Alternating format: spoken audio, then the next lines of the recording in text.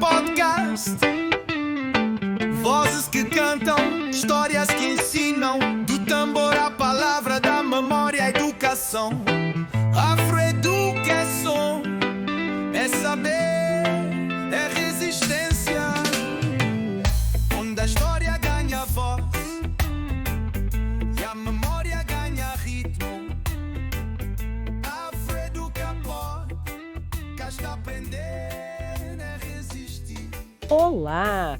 Hoje a gente vai fundo no universo muito rico, né? A Umbanda. Recebemos um material bem interessante, um texto detalhado sobre a história, os fundamentos. Sim, e também a transcrição de um vídeo, uma música, 7 linhas de luz, né? E até uma análise pedagógica dela. Bastante coisa. Exato. Então, a nossa ideia aqui é tentar extrair o essencial, sabe? Origem, crenças, rituais e como a Umbanda se coloca hoje culturalmente, usando essas fontes todas. Vamos desenrolar isso. Perfeito. E é fundamental, eu acho, começar situando a Umbanda como algo genuinamente brasileiro, né? Que nasceu dessa mistura muito própria nossa. Influência africana, indígena, espírita. E católica popular também, né? Que as fontes mencionam bastante. Isso, exatamente.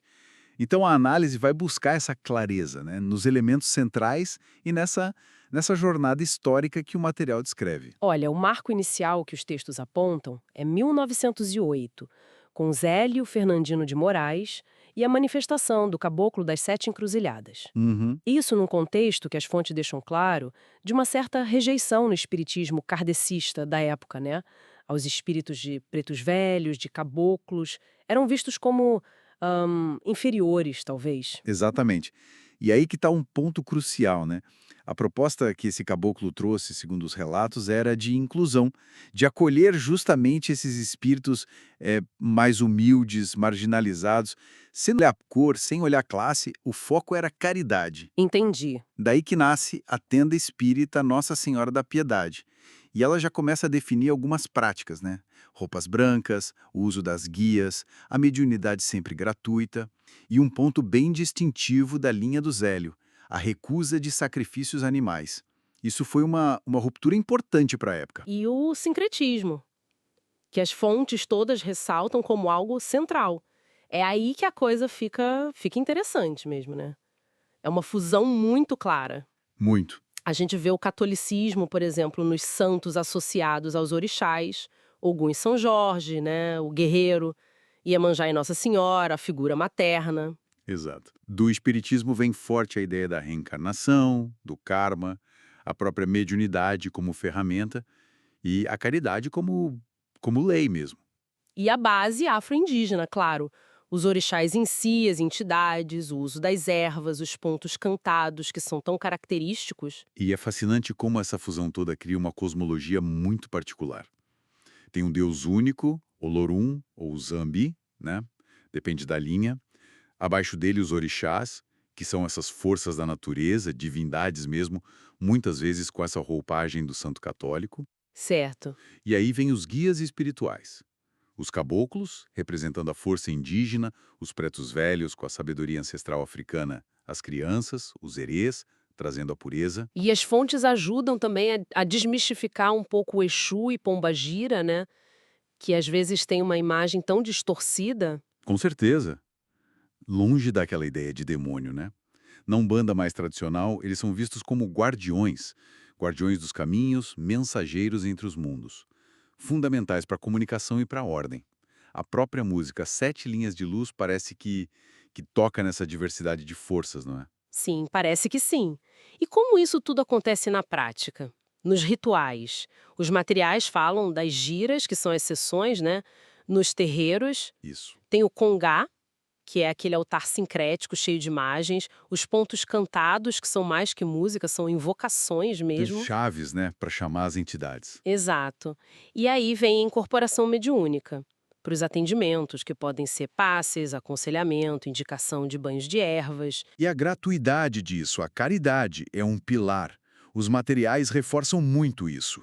Assim como a limpeza espiritual, né? A defumação, os banhos, tudo para harmonizar as energias ali do local e das pessoas. E tem uma estrutura no terreiro, né? pai ou mãe de santo, os médiuns, os cambonos que auxiliam. Sim, uma organização para que o trabalho possa fluir. Olhando para a história que as fontes contam, a Umbanda se espalhou muito pelo Brasil e se diversificou também.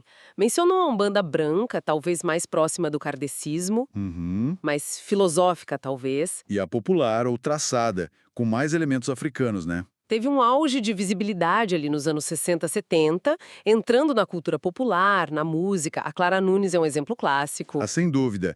E mais recentemente veio um reconhecimento mais formal, né? O Dia Nacional da Umbanda, o reconhecimento como patrimônio imaterial no Rio de Janeiro. Mas essa história não é só de crescimento, né? É de muita resistência também. Muita. Desde o começo, com perseguição, criminalização, e os desafios continuam hoje, como as fontes apontam. A intolerância religiosa, ataques muitas vezes vindo de alguns setores neopentecostais. Infelizmente. Mas, ao mesmo tempo, a Umbanda demonstra uma resiliência, uma capacidade de se adaptar impressionante.